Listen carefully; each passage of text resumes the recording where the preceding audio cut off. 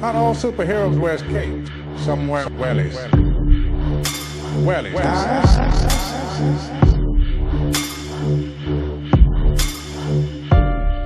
Hello everyone and welcome to the James Conway Experience. We have a guest that I've really been looking forward to trying to get on the show. A man who embraces the titles that are thrown at all of us and doesn't try to deny them. He just takes them and says, okay, that's what you think, fair enough. A character that I'm very fond of. I've listened to quite a number of his speeches and I can't see much wrong with them.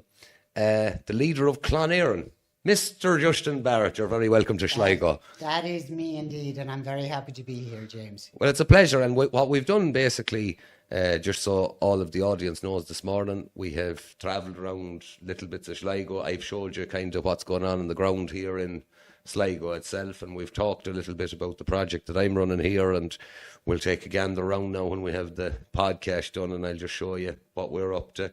But look, I have to say it, I think you're standing on ground that you could be a long way ahead of your time, if you get me. I think Johnny Normie just hasn't figured things out yet.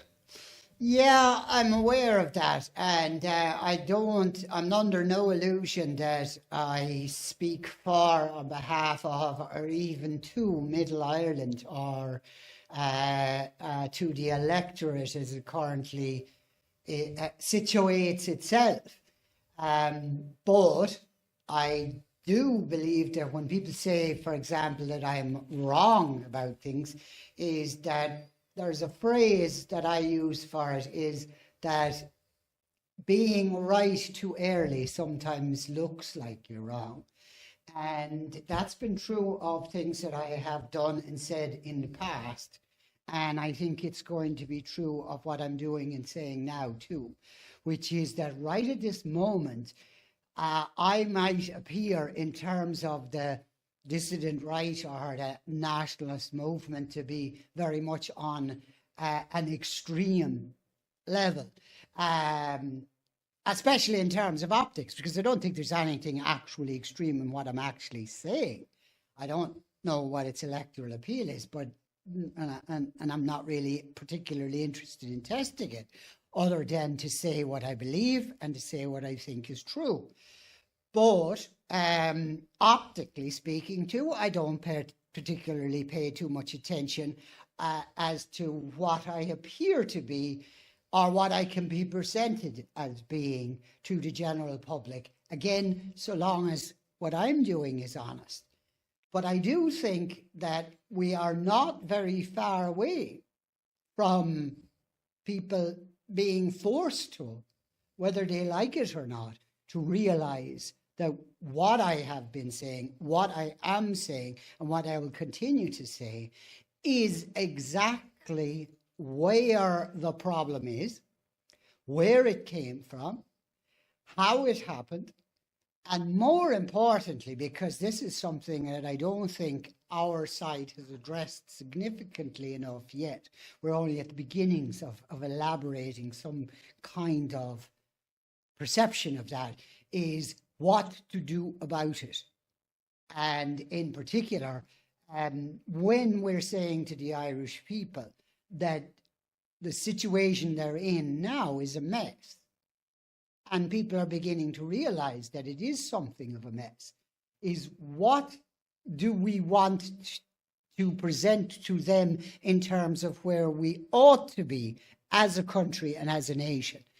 And being the political movement that pioneers that is by definition to take on board the fact that you are not going to be speaking on behalf of the majority. You're not going to be speaking even on behalf of the minority, but perhaps to a certain extent the fringe of the minority for the beginning time. But I would say for the beginning time, because I think an awful lot of what we're talking about is simply, what we're talking about, what's happening and what's going to happen is inevitable. And what we're talking about as the solutions will seem too extreme now, but will seem a damn sight less extreme than the alternative, which is for it to continue in the direction it has gone in a very short space of time. Well, that's one of the aspects, and like I was interested talking to you earlier today about it, is that I think there's a little bit of trouble on, we'll say, our side of things of accepting it's minority opinion as of yet. Do you know? That minority opinion can turn very, very quickly once people realise that, like, one of the things that I am proposing, and we're preparing here for it, is an economic doomsday for Ireland. Ireland's economy is wholeheartedly dependent on outside influences. You know, we have crippled indigenous industries, and that looks like it is coming to a very swift end. And I don't see any presentation by the government as to how they're going to address that, except for perhaps more tyrannical kind of keeping the population down. And as I says, what is the solution to it? Well, we get to it. Well, the solution that the government are looking to is the solution that is age-old in as far as the Irish state is concerned, which is that they are looking to get the younger people to emigrate, to leave. And that has been the leakage of discontent that Fianna Fáil and Fine Gael have relied upon for the past century. And it has been a workable formula, so to say, which is to say that what's left of the Irish population, which is a minute part of the overall Irish population that's born in this country and ought to be able to live in this country, is right up until the Celtic Tiger years. It was 50% essentially of the population was exported. 50% of the population was exported. Now, there's two problems with that as we go forward. Is first of all, we've got an immediate economic crisis, which is one that's going to happen to Ireland because we are so utterly dependent on foreign direct investment, and in particular, foreign direct investment from the United States. And there is no question about it. Whatever else that Donald Trump is determined to do, he is determined on this, and we could get into the reasons why he's determined on this, but he is determined to return the manufacturing base of the US economy to the United States. And he is determined to dismantle the economic model upon which Ireland is actually functioning. Now, he's mentioned Ireland specifically, but I don't think he's so focused on Ireland per se as he is on what's actually happening. And of course, he has the political support for this, which is dealing with what is the only way to fundamentally understand the Irish economy. It's a tax scam economy. Yes, yeah. And he is not lying when he says it's a tax scam economy. It is running vast amounts of money through the Irish exchequer by faking up the accounts in such a way that the Irish government, by taking less of a percentage in corporation tax, is taking considerably more money than the Irish government ought to be able to take out of an economy which fundamentally doesn't exist. It's an accountancy fraud. And insofar as it's not an accountancy fraud, it's dependent almost entirely on two sectors, which is pharmaceuticals and the tech industry. Again, very mobile, and something that the American administration and the American political class in general are determined on bringing back to the United States in a physical sense. And there's very little else going on in this country, and there has been very little else going on in this country except foreign direct investment since the so-called Whittaker miracle of the 1970s, the late 1960s, 1970s, which were a disaster at the time and are about to prove to be a disaster again. So are we going into immediate economic bad times? Yes. Are we going into long-term economic bad times? Yes, again, because the immediate effect of, say, the Trump tariffs, if they are brought in, or if the European Union caves to the Trump tariffs, which will effectively have the same result, which is the denuding of a country like Ireland of this tax scam status, is that the global economic forces are on a direction which must be inevitably negative for Ireland. So we have two things. Is number one, the Irish government looking to immigration of the young Irish people out of the country as a solution for the economic problems. It's not going to be available. And number two, we have something that we've never had before. And how exactly they're going to deal with this is,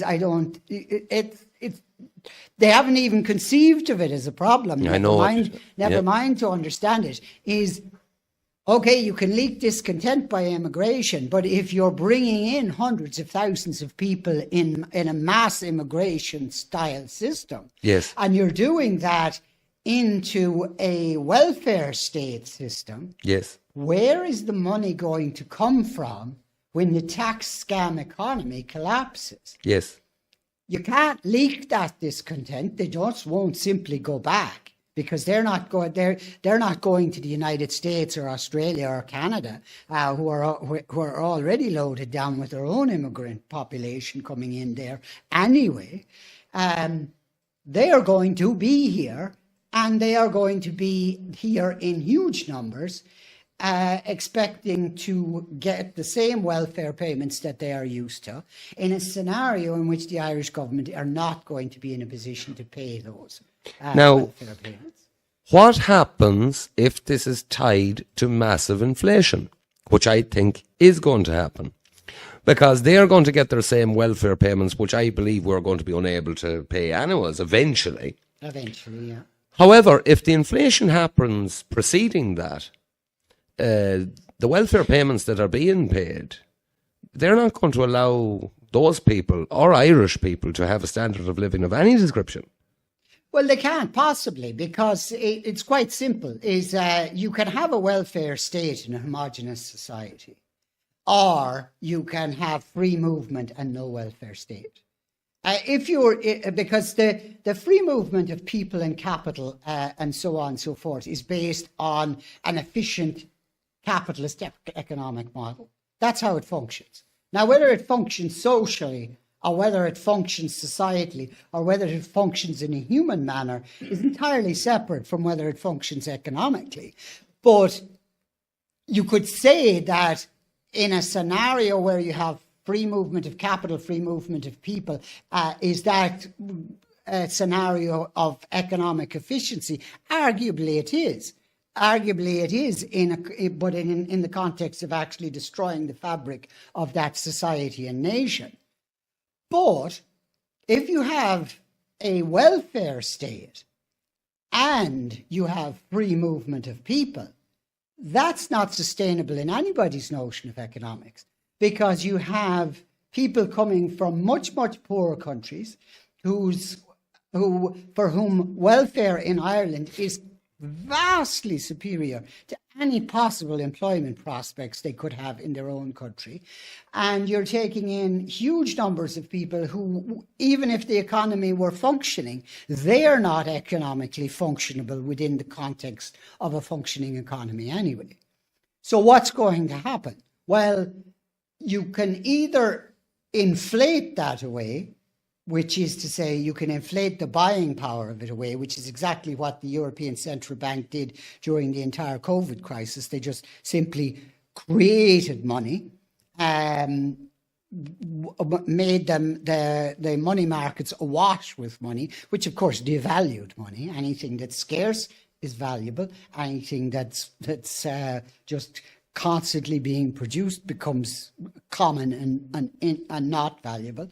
So you either keep the payments, social welfare payments, at the level that they are in numbers, but in buying power it collapses, or you actually do what they did in 2008, and you even cut the headline figure, or maybe you do both of them, and that's quite likely to be what will actually happen. Yeah, I think you're looking at a situation where they are going to cut the amount, and the amount is inflationary.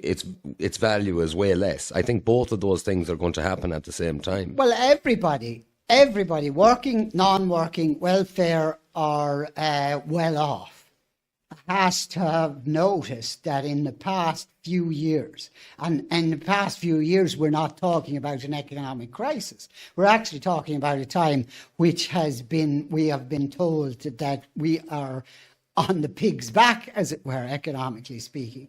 Is everybody has noticed that the money they have in their pocket is buying an awful lot less than it used to. Mm-hmm. And therefore, people who have maintained their income have not been able to maintain their lifestyle in any shape, fashion, or form. And when I say lifestyle, I'm not talking about Porsches and or even sun holidays on the lower end of what might technically be called a luxury, because you can ultimately do without the sun holiday. But we're talking about bread and butter issues. We're talking about how you actually feed a family, or we're talking about even for individuals how they feed themselves. And this all feeds into the context too of housing and the rental market, and how much of a person's income is going on rent if they are renting, and how much is going just on actually surviving at this moment. And this must be understood, James, and you understand this as well as I do, this is pre-crisis. That's right. Yeah. This is pre-crisis. We are not in an economic crisis now. Now, for an awful lot of people, they are personally in an economic crisis, and it is very real for them. And when they go to the shops, and when they or when they arrive at the day before payday or the 2 days before payday, whether that's a welfare payment or whether that's a wage payment, they realize that they don't have any money anymore. They're in a personal economic crisis. But according to the figures, the GNP, the GDP, Ireland as an economy is doing just fine. So what happens when those figures are no longer good figures either? What happens to the downflow onto people who are suffering personal economic crisis in a so-called economic boom? What happens to people who are dealing with a overall national economic crisis impacting on a worsening personal economic crisis? Well, I'll put this to you then, Justin. After 2008, our country received massive sums of international money. Some people liked it, other people were against it, the whole lot. However, in return for those loans to be provided, certain Irish sectors were sold off. And, we're in a position now, as far as I can see it, where we have a per head debt that is astronomical. We have very little in the line of national services, or we'll say assets left that have not been sold out already. Mm-hmm. At the moment, we're in a position to service the debt. I think within 12 to 24 months, that looks to me to be absolutely impossible. So who is going to loan a country that has lost all of its indigenous industry, that was reliant on foreign direct investment that no longer arrives, and has one of the biggest welfare state bills per head of any Western nation? Who in their right mind would lend money to a country like that? Nobody. That's the simple answer. I mean, you can talk about bond markets, and you talk about percentage yields, and you can talk about longevity payments and all the rest of it, and get into market jargon. But the bottom line is exactly as you say, who in their right mind will actually give you something real, as opposed to the token? Like the ECB, for example, tided us over with so-called promissory notes, which weren't even actual money, even within the frame of what the ECB is willing to call money. But in terms of real assets, we don't have anything to sell, so therefore we don't have anything with which to buy.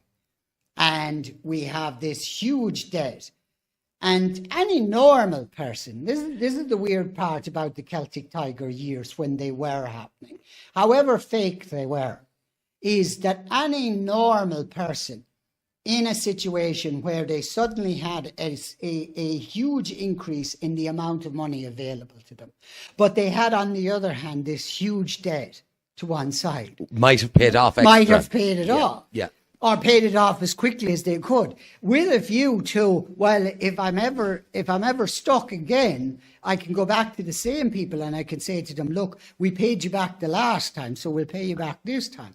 No, we didn't do that. We calculated it in terms of percentages of meaningless GDP and percentages of meaningless GNP, and we actually continued to add to the figures. So when we were in a boom economy of the 1990s, the national debt went up. When 2008 hit, the national debt exploded.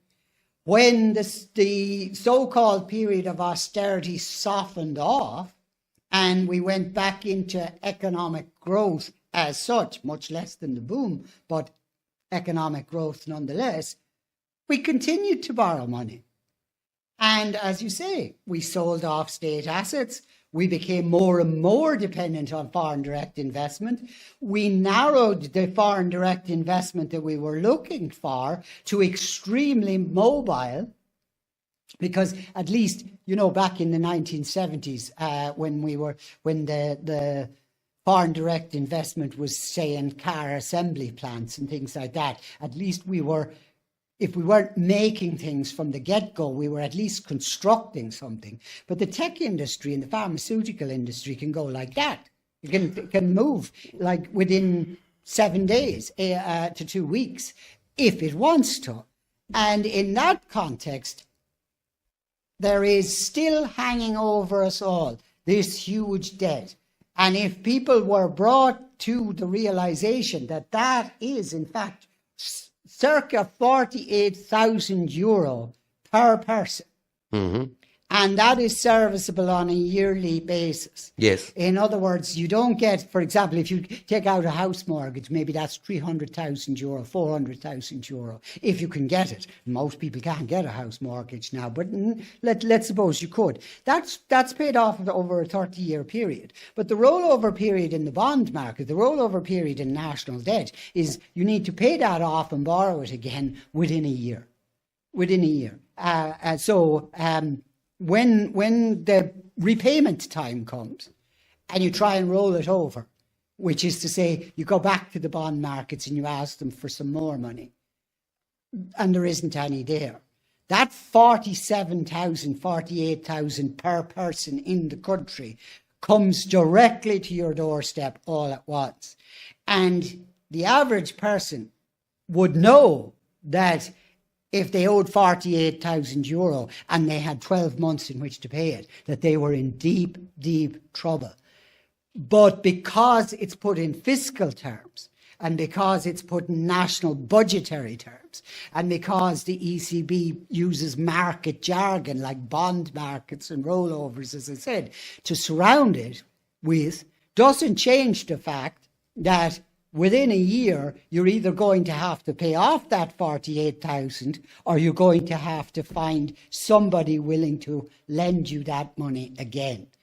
And there isn't anybody to lend us that money again.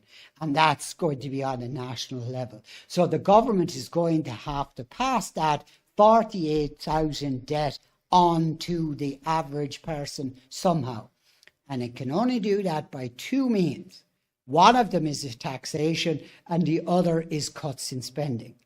And you can't tax an economy which is in collapse because by definition there's nothing to tax. So you have to have spending cuts.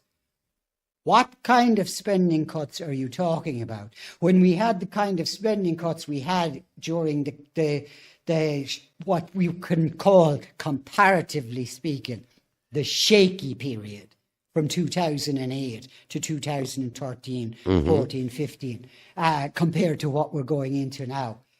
What kind of cuts are you talking about when at that time we were allowed to borrow more money? Yes, And we did borrow more money. Yes. And yet we had all these cutbacks and we had all these austerity measures as well as the extra borrowing. What kind of cuts are you talking about in a scenario where there can't be any extra borrowing because no one is willing to lend you the money, because there is no way you can repay that money, and no prospect at any conceivable time in the future that you're going to be able to repay that money? It's probably not within the conception of any person.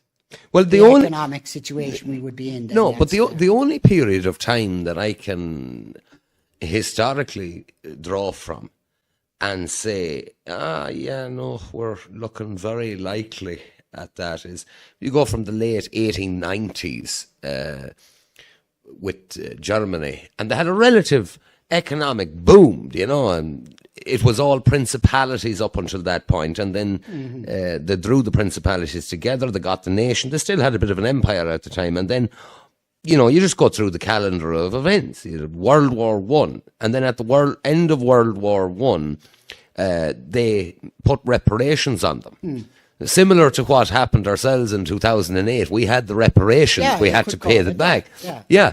But in the same time then, the government came up with this wonderful idea that, to pay these reparations, we could always print. Couldn't we print a bit of money? Wouldn't that sort it out? Yeah. Which led to the hyperinflation. And then all of a sudden, that was maybe 22 or 23, bang, 29, global recession. So in the space of 30 years, you had a nation that had saved, for 2 generations previous, because the Germans were frugal people. They are by nature, yeah. Frugal people. Much more than we are. Far more than we are. Who had seen generational wealth completely and utterly wiped out. Yes. And then absolutely no jobs and nothing around them except depravity and all of this. And all of a sudden, what did they do? They get this small man from Austria who has an idea, and they say, that's the idea for us. But I'm looking at the period now in Ireland. I go back from him. We're on the same train track. We're on the exact same train track. Exactly the same train track. And you can talk about the IMF intervention in Ireland post-2008 is the same as the French occupation of the Ruhr in the early 1920s. Except the only way in which we are different is that we are actually in a worse situation, because it is not even Ireland which prints the Irish currency. Correct. It was, in fact, the Reichsbank that made the decision to print Germany into its inflationary circumstances in 1924-25, that wiped away, as you say, the generational wealth. But the decision on money printing or money creation is now a matter for the European Central Bank. But I put this to you then, Justin. Absolutely no European Central Bank agent is worried about the people of Europe. And now they are on about a digital currency in autumn. I have this deep, deep fear that they look at all of the debts they've built up and said, oh, well, we've agreed terms that they're to be paid in euros. And if the euro is worth significantly less, we can pay them. Yeah. And I believe that one day that they're going to make that decision. They're going to hyperinflate that currency, pay the debts, and start anew with this digital currency. And it's very frightening to me. I watch finance ministers going over to Brussels and that. The legislation for a bail-in was done in 2016. Greece and Cyprus, you could go to get your money out. You couldn't. You couldn't get your money out. Now, our government is speaking about 3 days without internet and power and stuff like that. I have this deep underlying fear that one day people are going to wake up and they're going to realise, oh, I can't tap my card. I can't get money out of the bank. What's going on? And then boom, 3 days later, oh, by the way, that few pounds you had, it's gone. Yeah. How do you like that? Well, if you want to take a very practical example of that without even going into the money end of it, is you can just take the storm that we had at the beginning of the year. Yeah. And they're going, oh, well, if there's a crisis, let's store up 3 days' supplies.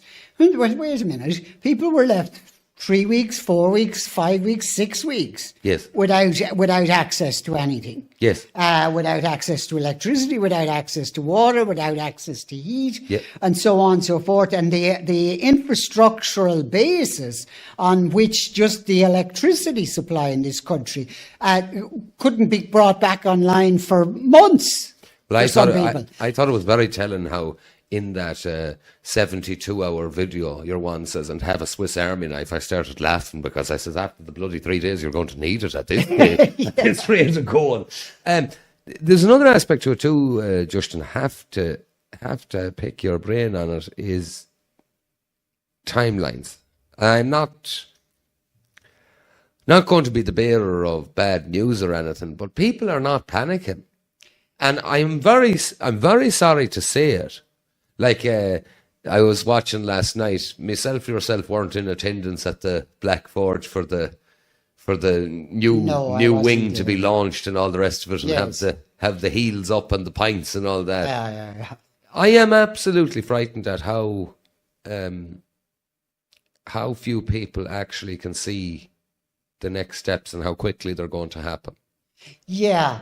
I as I say, I don't like to put a timeline when people ask me for particular dates and so forth, because then they go, oh, well, if it doesn't happen on the 29th of April, therefore you were entirely wrong in your whole analysis, and then we can ignore it.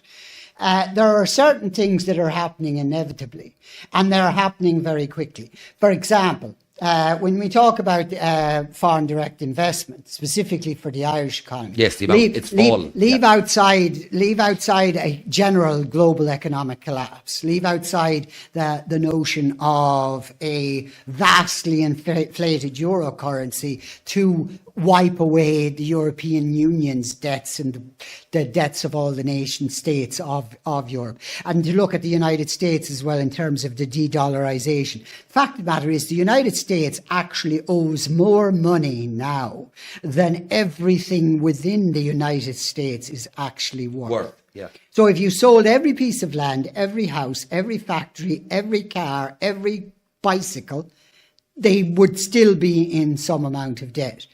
Although you can inflate that away. But let's leave that for a moment.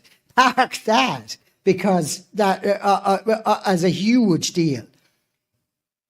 To put a timeline on it, Trump has given us 90 days. Yes. 90 days is the timeline under which either the European Union and the Irish government, Simon Harris is going around the place talking to this person and that person who can't do anything about it anyway. It is the European Union which will negotiate with the United States. And the United States is either going to impose these tariffs if the European Union don't make concessions, particularly in the area of corporation tax, or the European Union is going to make those concessions in terms of corporation tax. And either of those two outcomes within a 90-day period from here creates an economic collapse in Ireland at least. Yes. Now, the rest of Europe could be just fine, and you're quite right to point out is the ECB don't give two damns. They don't give two damns about the European peoples in general, in terms of Germany or France or Italian or Spanish or so on and so forth. But you think they care about a tiny little islands like Ireland and what the consequences are for us if it's only happening to us? And it will be happening to only us. This cliff edge that we're facing within a 90-day period is something that will just happen to us specifically. It'll damage the rest of the European economy, might even possibly damage the American economy to an extent if there's a trade war, but we are particularly vulnerable. So when you talk about a timeline for a general global collapse, okay, that has to happen. It's coming. De-dollarization is coming. A bipolar world is coming. Put a date on it, I don't know. But 90 days until the Americans impose the tariffs that they have threatened to impose or 90 days for the European Union to come up with some kind of a compromise deal, which would have to relate to corporation tax by definition, which would end the tax economy, which is Ireland. Either way, the Irish economy and the model on which it has been based on is at an end. And how quickly from that 90 days does the fact of the, shall we say, the fact of the economic collapse having happened to it being felt in a very real way in terms of jobs, in terms of employment, in terms of government spending and so forth. Well, I mean, you know, we're not talking about a doomsday scenario that we can trail out into 2027 or 2028 or something like that. We're talking about something that will hit the next budget next November, and will hit the one after that, and will hit the one after that again. And the Irish government only was willing to concede the possibility. This is laughably absurd, and in a very dark way. And I'm afraid I do have a dark sense of humour, so you forgive me for laughing, because it's only funny if you have a morbid sense of humour. Is they only were willing to concede the notion that we might have a recession last weekend. Yes, yes. That's the first time they used the words Yes. recession as opposed to a possible economic slowdown. Yeah, no. If you listen closely to the terminologies that are being used, you should be very alarmed. Yes. Because I remember the period before 2008, and Bertie Ahern was the Taoiseach at the time. Mm-hmm. Some people liked him, some people didn't like him.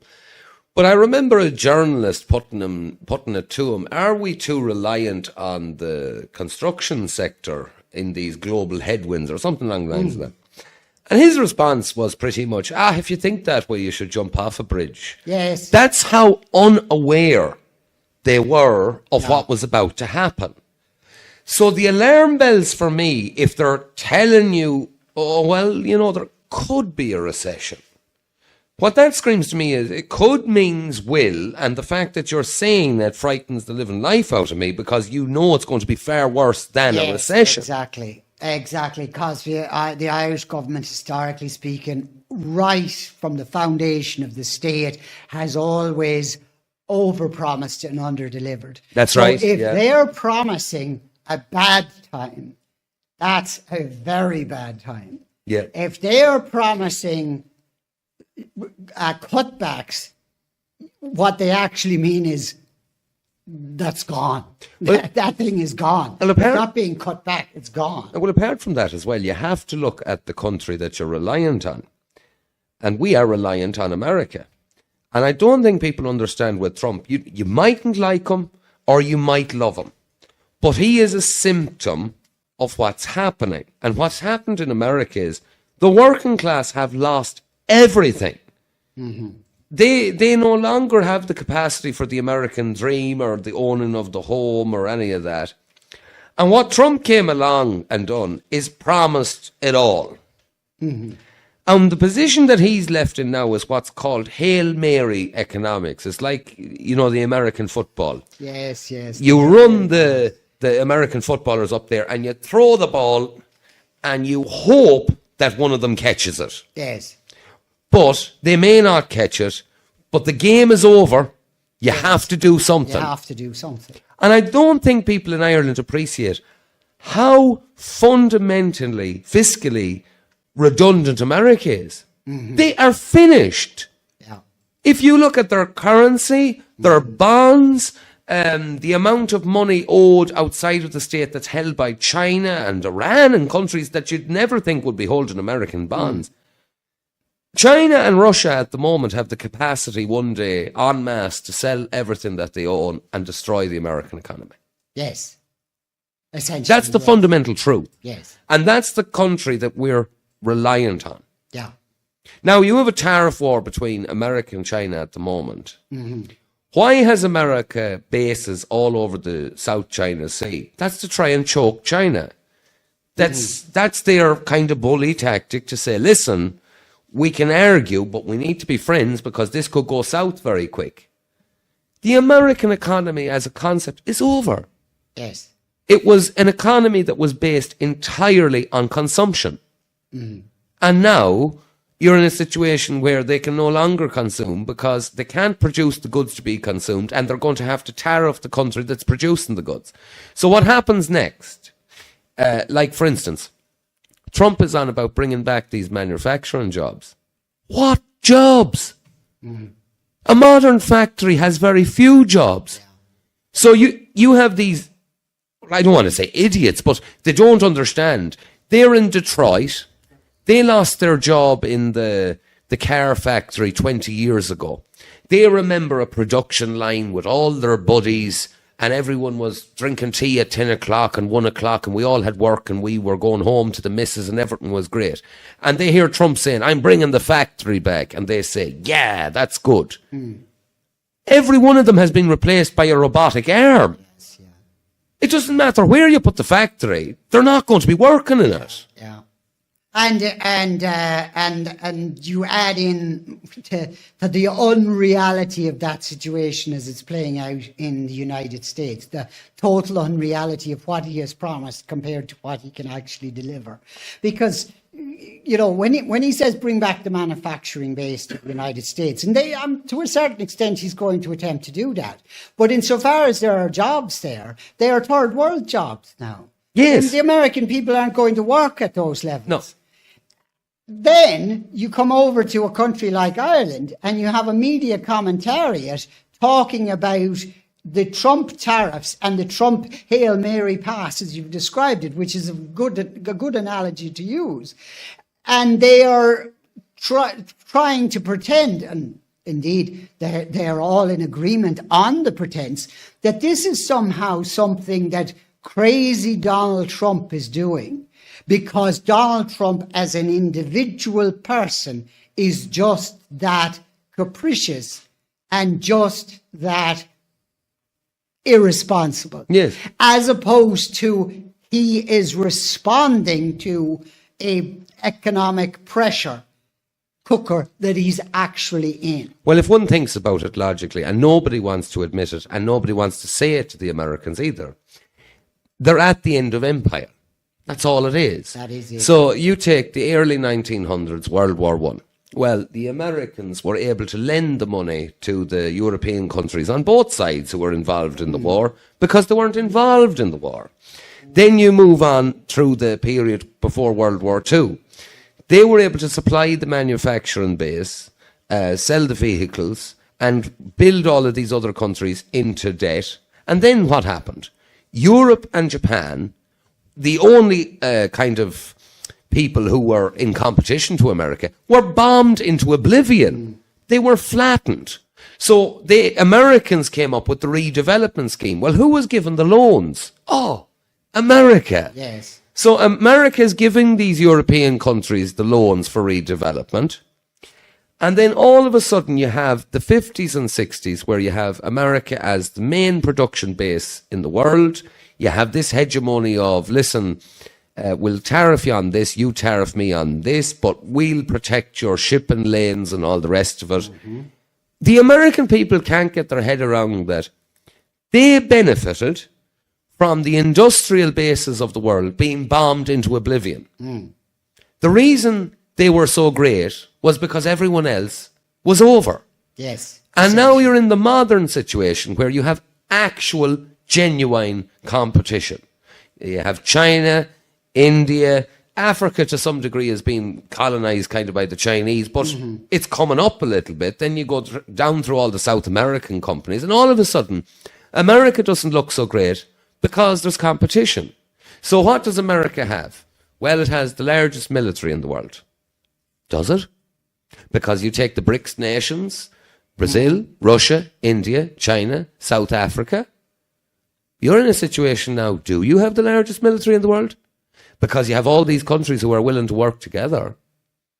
And you also have the question, which you didn't have prior to the Second World War, you have nuclear weapons. Yes. Which means that no matter how many tanks you have, no matter how many men with guns you have, if it comes right down to it, somebody is willing to lob a nuclear weapon, which in a life and death situation they are willing to do.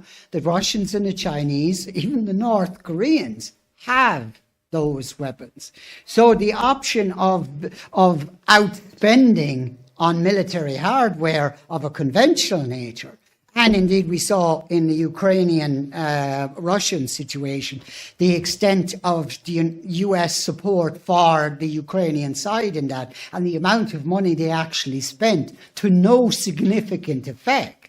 The Russians continued to advance forward. Is it a case that they would have rolled over the Ukraine in about 2 days if there hadn't been NATO support? Yeah, probably. But the fact of the matter is they weren't ultimately able to hold back the Russian army on a conventional basis. And they spent billions and billions of euro doing it. And there's another factor, because you have the manufacturing base, exactly as you said, which has been denuded from the United States from the late 1960s onwards.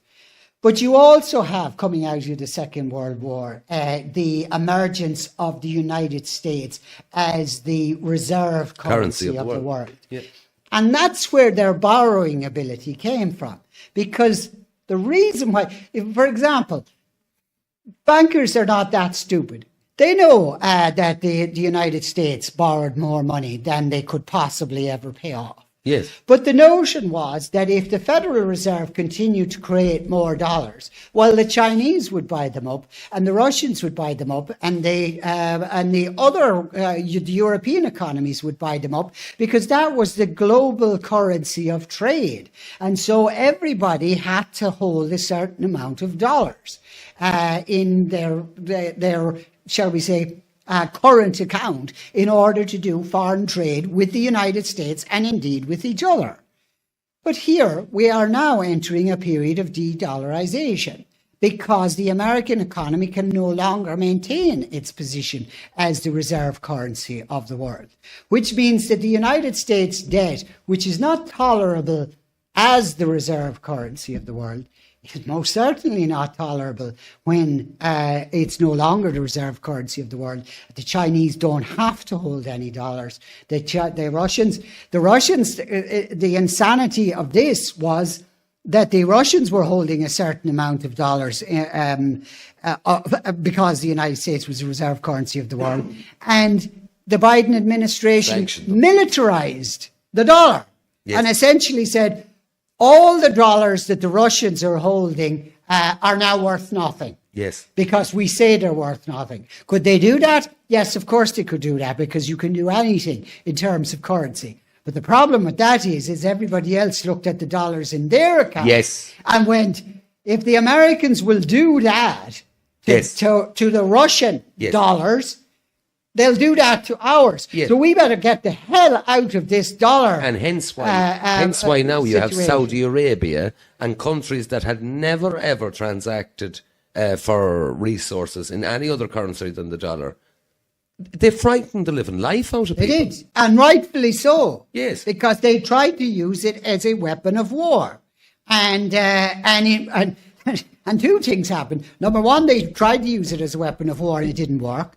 Then they tried to use weapons of war as a weapon of war, and that didn't work. Yes. And now they are bankrupt.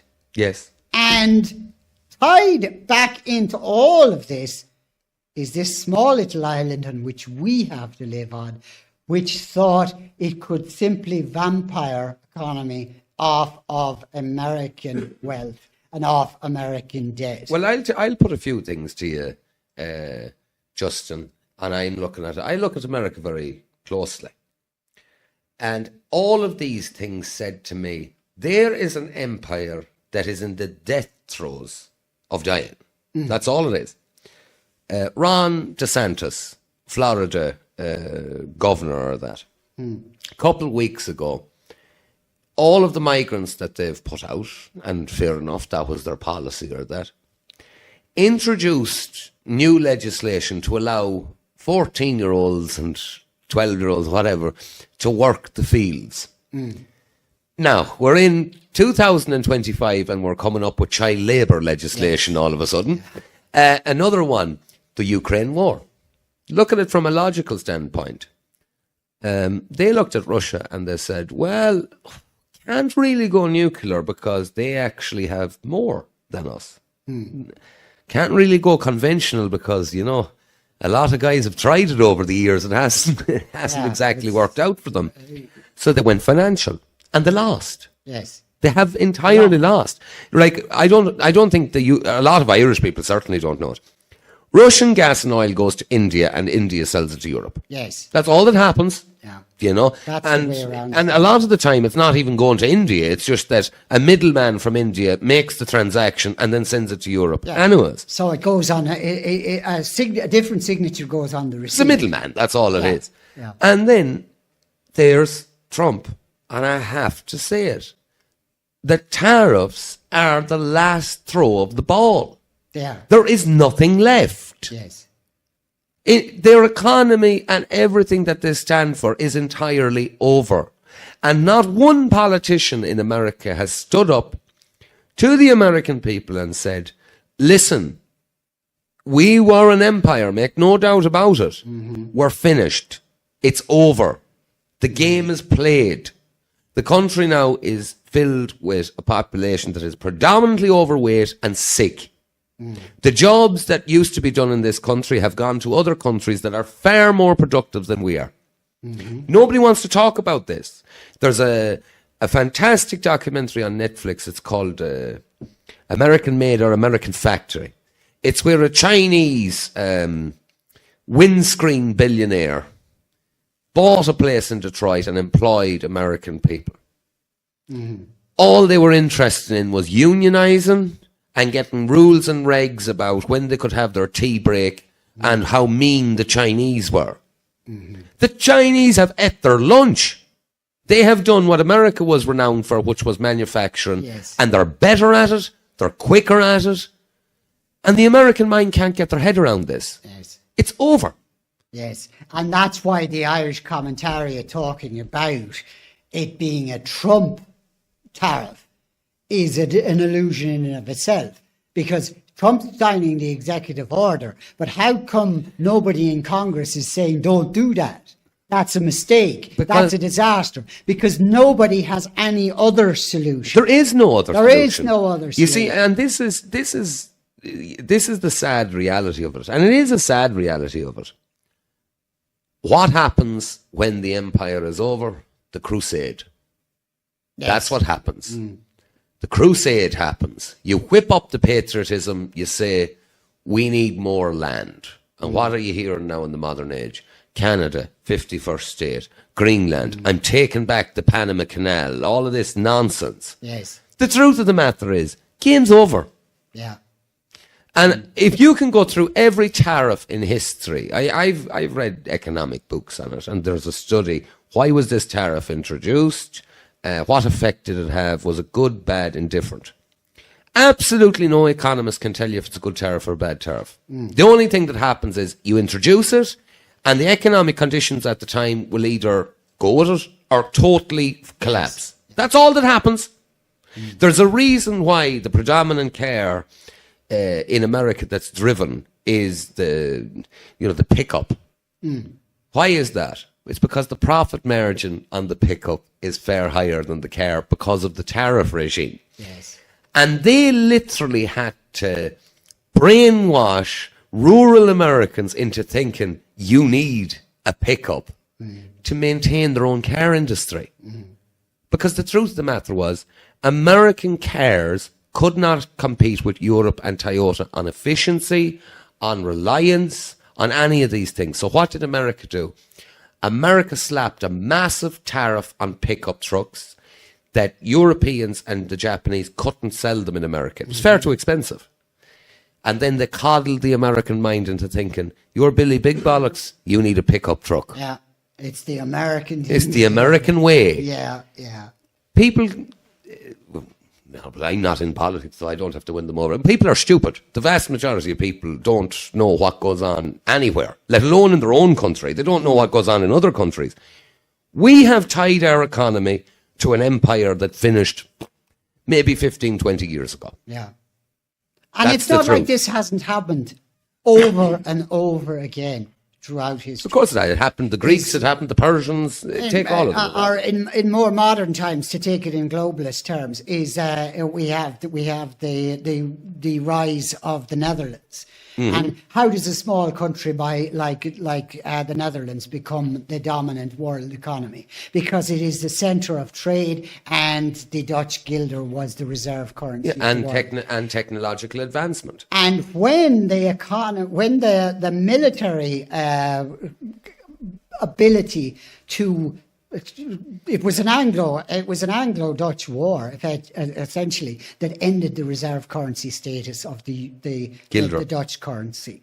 And then who became the reserve currency of the world for the next 200 years? Sterling. Was the pound sterling. And the centre of international finance, capital, and all that went with that in terms of military power, in terms of economic power, moved to London.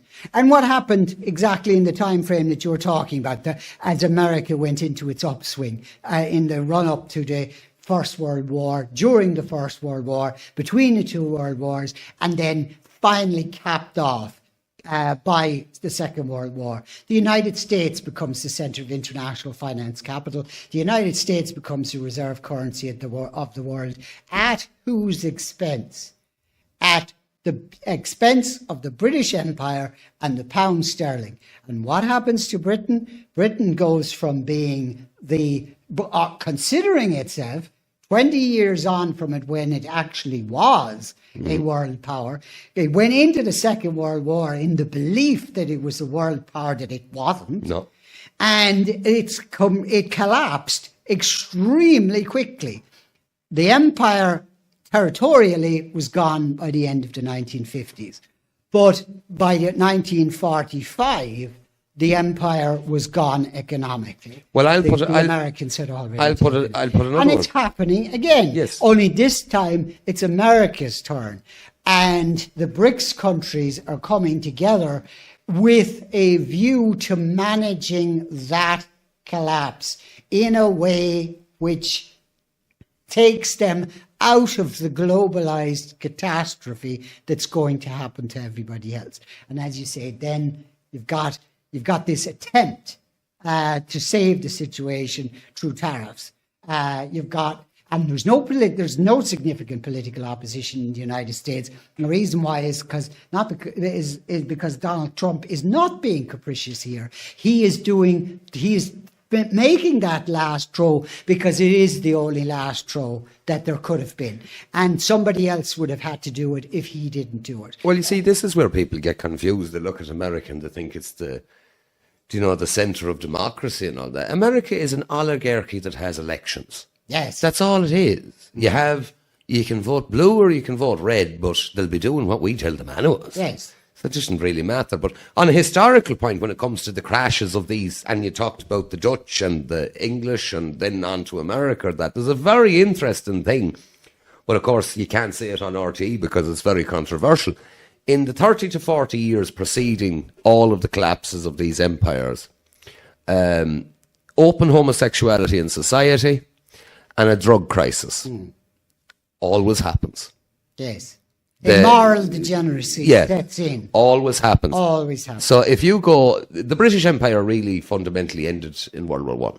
Yes. So if you go to the late Victorian period, you had your opium dens and you had the characters called, I think they were Mollies or something, which were men who dressed up as women, and instead of them doing it inside in private places or that, now they openly walked on the streets. And then you go to the Dutch.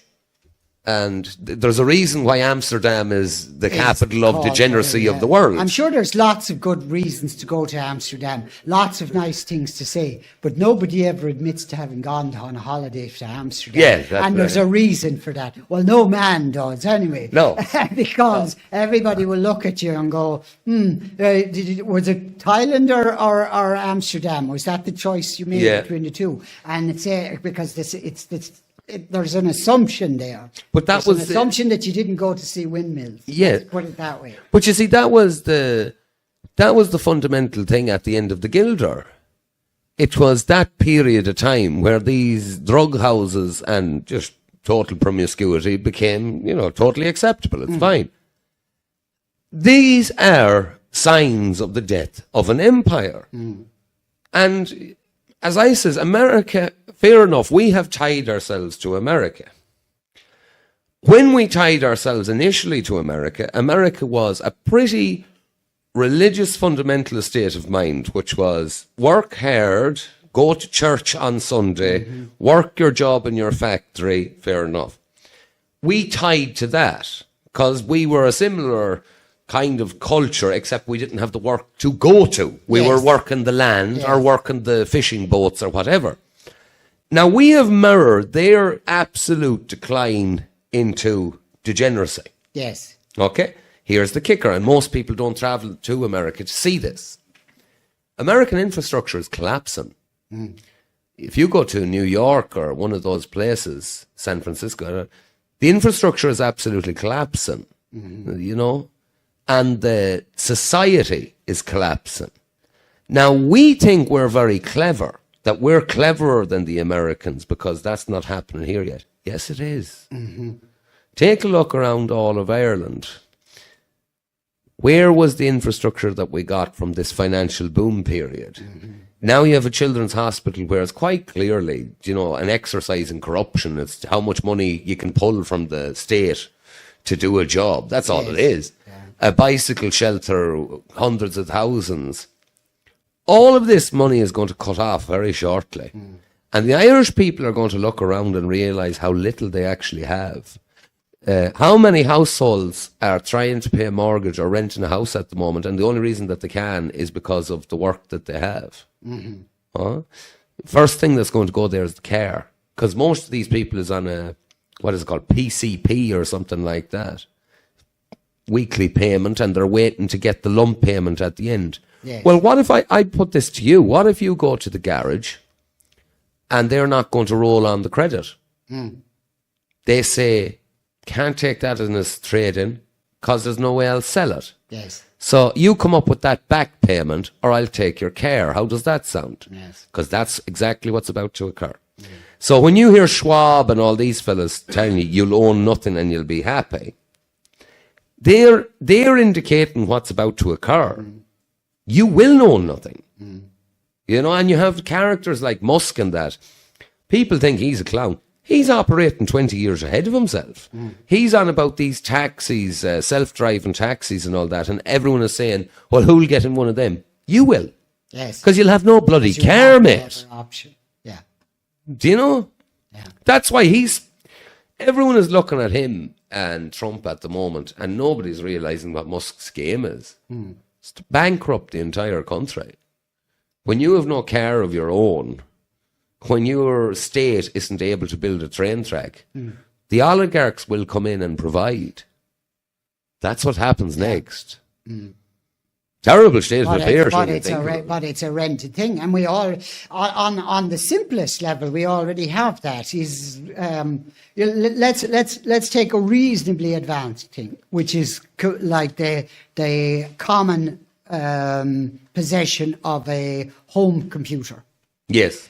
You used to buy it and you bought all the software, and there you had a working computer you walked out of the shop with, right? Now you buy the basic thing, the machine, and then you rent every piece of software that is actually on it. So if you don't pay the rent on it, your laptop, your PC, it stops functioning. It stops functioning within a very short space of time, and that was the rollout of the rental model. You'll own nothing, and you'll be happy. Is you go back into your house to a PC or to your laptop or whatever, and the operating system on which it works on, do you own it? It looks like you own it. You actually don't. But sure, you have a year's license on it. Yeah. You have a year's license, and then when the year's license is over, then it stops working. So what happens when the the PC itself is on a year's license to you? What happens when the car is on a year's license to you? What happens when there is no car? What happens when you become, it's rentier capitalism, and rentier capitalism is where they are taking us. And it's been obvious for some time, and they haven't even pretended it's going to be anything else. They have said it straight out to us, and the vast majority of people, as you say, have been paying no attention. And what is striking about it is, as you said again, is the absence of panic. Yes. And the complete complacency of the average person, the average civil servant, the average government, the average economist, etc., etc., etc., is that, okay, everything's fine right now, this minute. That is a child's mind. Anybody who's a parent to children knows this. It's the key thing about a child's mind is they don't have object permanence and they don't have future awareness. Yes. And that grows over time. And that's why they're so happy when they're children. Exactly. Tomorrow doesn't mean anything to them when they're small enough. Then a week away starts to mean something to them. Then they start to worry about things that are a week away, whether they'll actually get them or not. And it's a maturing process. And by the time you become an adult, you're supposed to be able to a certain extent, not completely control, because you never completely control anything, but you're supposed to have a 20 to 30 year view. That's what the house mortgage, historically speaking, when it was a working model, was based on, is having a 20 to 30 year view. The average person now isn't able to think, as I said, 90 days ahead. 90 days ahead. And that attitude that is being taken by the ordinary adult, which is a childish attitude, has been transferred even more, with even greater deleterious effect onto actual national policy, an incapacity to plan anything beyond the current circumstance. And by current circumstance, that is within the frame of the next 3 to 4 months. Maximum, the average finance minister throughout the European Union and probably throughout the world, with the exception particularly of the Chinese, who under Deng Xiaoping, which is a long time now, he was on the Long March with Mao Zedong. And he had this concept of the economic model that China is currently working on. He was working on that economic model as an idea and a concept, which would have probably landed him in a concentration camp if he'd mentioned it to Mao, but he decided not to, and he kept it in his head until Mao was dead and he took over. But he had that plan for the economic model that China is now engaged in, while he was still on the Long March in 1949. That's more or less universal basic income, though, isn't it? Or is it? Or a similar? Well, it is the idea of having a capitalist economic model to an extent within the context of a dictatorial system in a one-party state. And yes, what's got a kind of a rentier capitalism and social credit and all that goes with that and all the controls that go with that. But that fundamentally you get rid of the notion of Marxist economics in terms of collectivization, of open collectivization. I think he identified, though, that communism's main flaw throughout the ages had been the Marxist economic policy. Like, he identified that if you got rid of that, you actually probably had a fighting chance of continuing it on. Yeah, but that's not in the benefit of the people. That's in the benefit of the party. Like, it's in the benefit of whatever the ruling class is. Yes. Now, if that's a capitalist oligarchical class, as it is in the United States, then that's what it is. If that's the party bureaucracy, as it is in China, then that's what it is. But above all else, the distinguishing feature, I would say, with the Chinese model as opposed to the American model, as opposed to the Irish model, as opposed to the European model, is not its Marxism or its dictatorial nature, but its long-term focus. Timeline. They understand the idea that you don't base all your economic prospects, or for that matter, your societal prospects, on what's going to happen in the next 2 to 3 months. You base it on an intergenerational basis. And the United States built itself on doing that. And the British Empire, to a certain extent, was built on doing that. And again, before that, and before that, and before that. The Roman Empire was built on intergenerational things, which meant that the fact that one had an insane emperor like Nero didn't necessarily collapse the whole system, because the whole system was worked around the emperor, and the emperor could do a certain amount of damage if he was crazy, but only a certain amount of damage, etc., etc. Because the way Rome worked was on an intergenerational basis. And one of the factors that led to the collapse of Rome, there's two essential. One, and we have both of them now. One is a short-term attitude to every problem. Mm-hmm. And the second is they gave Roman citizenship to everybody in the empire. That's right.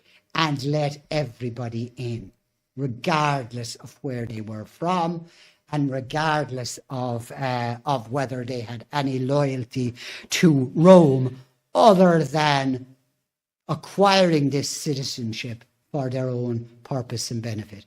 And incidentally, they also built up the bread and circuses, yes, which is essentially the welfare state. Well, and we keep playing this out over and over again. And it's I believe it's Freud that actually used the phrase, is that the definition of madness is doing the same thing over and over again and always expecting a different outcome. Well, everyone that's listening, on that note, we're going to head to our Patreon. So we do the second half on Patreon, Justin. And I'll be asking Justin more in-depth questions and things that probably couldn't be asked on YouTube, if that's all right. Okay. But it's a pleasure having you here, Justin. We'll take a little break at that and join us on our Patreon. And thanks to all our Patreon supporters for helping us. Thank you.